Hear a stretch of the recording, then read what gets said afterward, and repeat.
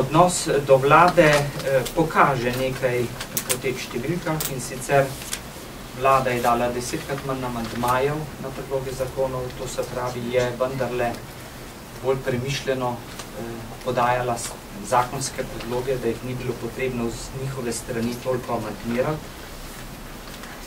Nujnih postopkov smo imeli precej manj, to se pravi v tem mandatu 23%, v prejšnjem 43% od vseh zakonodajnih postopkov, to so redni, skrajšani in pa nujni. Prekinitev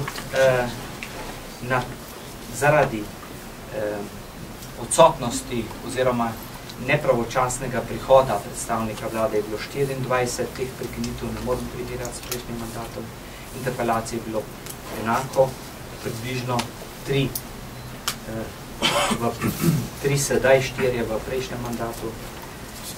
Tako da se mi zdi, da je ta odnos potekal sorazmerno korektno, morda nekoliko bolj dosledno in kvalitetno kot v prejšnjem mandatu, ampak skratka s tem odnosom nimamo velikih težav.